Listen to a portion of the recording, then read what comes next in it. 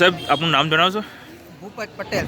ભૂપતભાઈ પટેલ. અને સાહેબ આપણે રહેવાનું તમારે? હું કંપાલા છું, યુગાન્ડા. યુગાન્ડા, આફ્રિકા, બરાબર ને?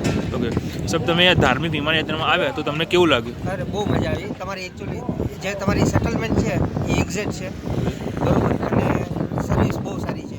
સર્વિસ સારી. ઓકે હવે સાહેબ આજે વિડીયો જોઈ રહ્યા છે કસ્ટમરને, તમે શું કહેવા માગશો? ના, ધાર્મિક વિમાનયાત્રામાં અવાય, બરોબર, અને પૈસાના પ્રમાણમાં એ લોકોની સર્વિસ ઘણી સારી છે, બરોબર, and we have really appreciated. Okay બરોબર. મારી જોડે મારા મમ્મી બી છે, સિનિયર સિટીઝન છે, એને લાવતા પહેલાં ડર લાગતો હતો કે શું હશે, કેવું હશે. મારી બેબી છે નાની 9 વર્ષની, ઓકે એને બી થોડો ડર લાગતો હતો. અમે 2 જણા તો એડજસ્ટ કરી લઈએ પણ આ બેનું કેમ થશે, પણ રિયલી મજા આવી અને અમને કોઈ પ્રકારનો પ્રોબ્લેમ થયો નથી.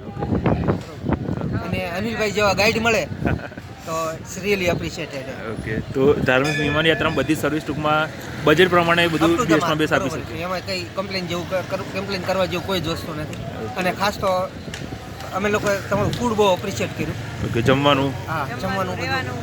ઓકે જમવાનું હોટલનું બધી વ્યવસ્થા કેવી બહુ રીતે? સારી છે. બધું કમ્પ્લીટ એમ ને? એકોમોડેશન ને ફૂડ બહુ સારું છે. થેન્ક યુ સાહેબ તમારે. જય સ્વામિનારાયણ. જય શ્રી કૃષ્ણ.